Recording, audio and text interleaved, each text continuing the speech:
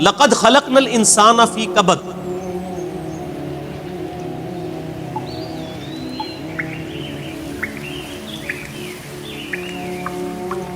بے شک ہم نے انسان کو بڑی مشقت میں پیدا کیا۔ سورہ انشقاق کے اندر بھی اس طرح کی آیات آئی تھی، میں نے ڈیٹیل گفتگو کی تھی کہ ہر شخص مشقت میں پیدا کیا گیا، پیدائش سے لے کے مرتے دم تک انسان مشقت میں، خصوصاً جب وہ جوانی کی عمر میں قدم رکھتا ہے تو مشقت میں اضافہ ہو جاتا ہے، اور وقت کے ساتھ ساتھ انسان پہ برا وقت ہی آتا ہے، اچھا وقت نہیں آتا۔ انسان کی مصروفیات بڑھ جاتی ہیں، انسان کی تگ و دو بڑھ جاتی ہے، اولاد کی تربیت کا معاملہ، ان کے رزق کا بندوبست کرنا، ظاہر ہے اللہ نے اسباب کے ساتھ چیزوں کو جوڑا ہوا ہے، تو پوری زندگی انسان مشقت کاٹتا رہتا ہے۔ لیکن کامیاب ہیں وہ لوگ جن کی یہ مشقت اللہ کے لیے ہوتی ہے، چاہے وہ اپنے بیوی بچوں کے لیے بھی کر رہے ہیں، لیکن خدا ٹاپ پرائرٹی رہے، اللہ کو ترجیح اول مانے۔ جیسے ہی اللہ کے حوالے سے ترجیح ہٹ گئی تو آپ کی بڑی سی بڑی نیکی بھی زیرو سے ملٹیپلائی ہو جائے گی۔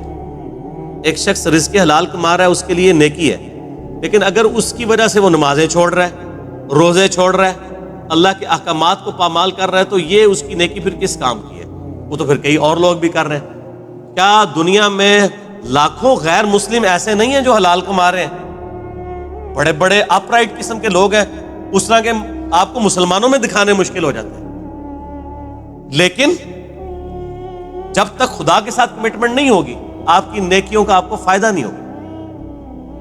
تو انسان کو مشقت میں اللہ نے پیدا کیا، ماں کو بھی مشقت اٹھانی پڑتی ہے، باپ کو بھی اٹھانی پڑتی ہے، اور انسان جب یعنی بچپن میں تو اس کی بڑی بادشاہ والی زندگی ہوتی ہے، جو جوانی میں قدم رکھتا ہے اس کی مشقت کا دور شروع ہو جاتا ہے، حتیٰ کہ انسان اس زندگی سے فارغ ہو جاتا ہے۔ اتنی تکلیفیں اٹھانے کے بعد ابھی آخرت کی تکلیفیں باقی ہیں۔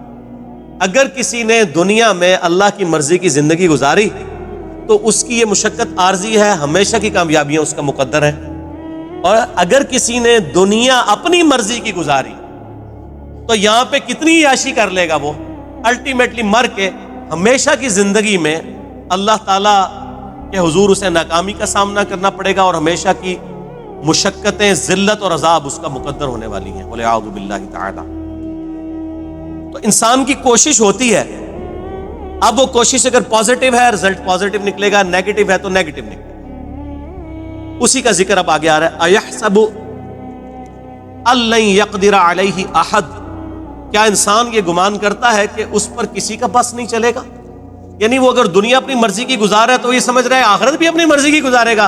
نہ، ایسا نہیں ہوگا۔ یقول اہلکت مالا لبدا، بڑے فخر سے کہتا ہے کہ میں نے تو بڑا مال خرچ کیا ہے۔ اسپیسیفکلی تو اشارہ ہے مشرکین عرب کے ان امیر لوگوں کی طرف جن کا ذکر قرآن پاک میں کئی جگہ ہے، کہ وہ بڑا فخر کرتے تھے کہ ہم حرم مکہ کی جو خدمت ہے وہ ہمارے ذمہ ہے، ہم یہاں پہ حاجیوں کے اوپر جو ہے وہ خرچہ بھی کرتے ہیں، اللہ کی راہ میں لوٹاتے ہیں۔ اللہ فرماتا ہے ان اعمال کا فائدہ نہیں ہے جب تک تم اللہ کی توحید اور اس کے نبی علیہ السلام کی رسالت پر ایمان نہیں لاؤ گے، شرک سے کنارہ کشی اختیار نہیں کرو گے، تو یہ حاجیوں کے اوپر کھانا پینے کے اوپر پیسے صرف کرنا، یہ مال جو تم لگا رہے ہو اور بڑی اکڑ رہے ہو کہ اللہ کے حضور اس کا کوئی اجر ملے گا، کوئی اجر نہیں۔ اَيَحْسَبُ أَن لَّمْ يَرَهُ أَحَدٌ، کیا وہ خیال کرتا ہے کہ اسے کسی نے نہیں دیکھا؟ اس کو نہیں پتا یہ تم لوگ کس لیے کر رہے ہو؟ وہ کرتے تھے صرف اپنی عمارت کو جتانے کے لیے، ریاکاری کے لیے، لوگوں پہ اپنی جو دولت ہے اس کا روب ڈالنے کے لیے۔ جس طرح آج کل بھی آپ دیکھتے ہیں لوگ مساجد کے اندر وضو خانے بنواتے ہیں، ٹوائلٹس بنواتے ہیں، قالین ڈلوا لیتے ہیں، تو باقاعدہ وہ کئی جگہ پہ تو دیکھا گیا نیم پلیٹ لکھوا دیتے ہیں کہ وضو خانہ فلاں کے لیے ہوا ہے، فلاں کے سالے ثواب کے لیے۔ بھئی اگر سالے ثواب کے لیے بھی ہے تو اللہ کو تو پتہ ہے نا، آپ کے لکھنے کا تو اللہ محتاج نہیں ہے، نیکیوں کو تو چھپانا چاہیے، یہ خطرہ ہے کہ آپ کی نیکیاں برباد ہو جائیں۔ اور کئی لوگ تو جو ہے وہ حرام کے مال سے جو ہے اس طرح کے معاملات چل رہے ہوتے ہیں، اور وہ یہ سمجھتے ہیں کہ ہم اللہ کی راہ میں تھوڑا سا پیسہ خیرات کر کے اپنے باقی کے مال کو حلال کر لیں گے، ایسا نہیں ہوگا۔ اللہ تعالیٰ بہت غیرت مند ہے۔ صحیح مسلم میں حدیث ہے قیامت والے دن ایک سخی کو ایک شہید کو اور ایک قاری کو بلایا جائے گا.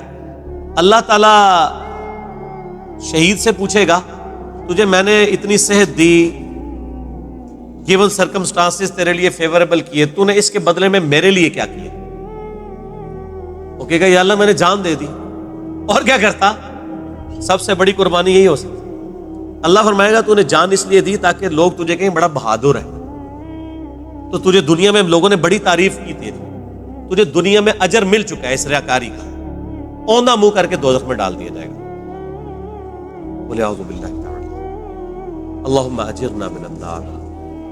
آمین. سخی سے اللہ پوچھے گا تجھے اتنا مال دیا تھا تو نے میرے لیے کیا کیا ہے؟ کہ کہا یا اللہ میں نے اتنا صدقہ اور خیرات کیا تیرے علم میں، حتیٰ کہ میں نے مسجدوں میں نیم پلیٹ بھی اپنے نام کی لگوائی ہے، تجھے نظر نہیں آتی وہ پلیٹیں؟ یہ میں کہہ رہا ہوں اس کی ایکسپلینیشن. اللہ فرمائے گا تو نے اس لیے سب کچھ کیا تاکہ لوگ کہیں بڑا سخی ہے، تو دنیا میں تیری بڑی تعریف ہوئی ہے. آج بھی آپ دیکھ لیں، میں نام لیے بغیر کہتا ہوں، لاکھوں کے دسترخوان روزانہ کے چلا رہے ہیں حرام کے مال کے اوپر، اور لوگ ان کی بڑی تعریف بھی کرتے ہیں. دیکھیں جی چلے جو کچھ بھی ہے غریبوں کو کھلا بھی تو رہا ہے نا. یہ کرائٹیریا دنیا میں ٹھیک ہے. یہ فرزانہ ڈاکو والا معاملہ جو ہے نا، وہ کہ بھی ایک ڈاکو وہ امیروں سے لوٹ کے غریبوں کی مدد کرتا تھا، یہ فلموں میں اچھا ہے، اللہ تعالیٰ کے لیے نہیں ہے. اللہ تو ایک کسی بھی کرٹیکل ریزن کی وجہ سے زیرو سے ملٹیپلائی کر دیتا ہے سب. بے پرواہ ہے نا سر. آپ اپنی داڑھی پگڑی نمازوں سے اور بڑے بڑے دسترخوانوں سے عوام کو دھوکہ دے سکتے ہیں، اللہ کو نہیں. صحیح مسلم میں حدیث ہے اللہ تعالیٰ تمہارے شکلوں اور تمہارے مال کو نہیں دیکھتا، دلوں اور اعمال کو دیکھتا. شکل بھی نہیں دیکھنی اور مال بھی نہیں دیکھنی. آپ لوگ کیا دیکھ رہے ہوتے ہیں؟ بڑا نورانی چہرہ ہے، اللہ کا کتنا کرم ہے اس پہ، کتنی دولت ہے، اور اللہ کا فرمایا ہے دل اور اعمال. حتیٰ کہ صحیح بخاری میں آتا ہے اور اس کا ذکر اشارتاً سورہ توبہ میں بھی آیا ہے. جب نبی علیہ السلام نے اپیل کی نا غزوہ تبوک کے موقع پر، رومن امپائر سے لڑنا تھا، سب سے بڑی سپر پاور، تو چندے کی اپیل کی، تو ایک صحابی نے پوری رات ایک یہودی کی یعنی مزدوری کرنے کے بعد اس کو ایک مٹھی جو ہے نا وہ کھجوریں ملی معاوضے کے طور پہ. بارٹر سسٹم تھا نا، ضروری نہیں کرنسی ملتی تھی، کھجوریں مل جاتی تھی، جو کے دانے مل جاتے تھے، گندم مل جاتی تھی. اور وہ ایک مٹھی کھجور لا کر نبی علیہ السلام کے پاس پیش کرتا ہے کہ میری طرف سے یہ جہاد کے لیے قبول کر. وہاں پہ منافقین ہوتے ہیں جو اوپر سے مسلمان ہیں، وہ آپس میں ایک دوسرے سے ٹھٹا مذاق کرتے ہیں کہ یہ دیکھو ایک مٹھی کھجور سے کیا فرق پڑنا ہے. اور نبی علیہ السلام اتنے خوش ہوتے ہیں کہ آپ علیہ السلام ان کھجوروں کو وہ جو جتنا مال ہے اس کے اوپر یوں بکھیرتے ہیں اور فرماتے ہیں یہ سب پہ بھاری ہے. پیچھے اخلاص ہے نا. اسی لیے دیکھیں نیکیاں قیامت والے دن گنی نہیں جانی، تولی جانی ہے. مکے کے اندر رہنے والا شخص جو روزانہ 5 وقت نماز حرم میں پڑھتا ہے، ہزاروں لاکھوں نمازوں کا ثواب کماتا ہے. این ممکن ہے کہ اس کی لاکھوں نمازیں، ایک وہ شخص جو سڑک کے کنارے مزدوری کرتا ہے، وہ مسجد تک بھی جانے میں اس کو تردد ہے، اور وہیں پہ وہ اپنا کپڑا ڈال کے جون جولائی کی تپتی دوپہر کے اندر سڑک کے کنارے کسی درخت کی چھاؤں میں صرف فرض ہی ادا کر لیتا ہے.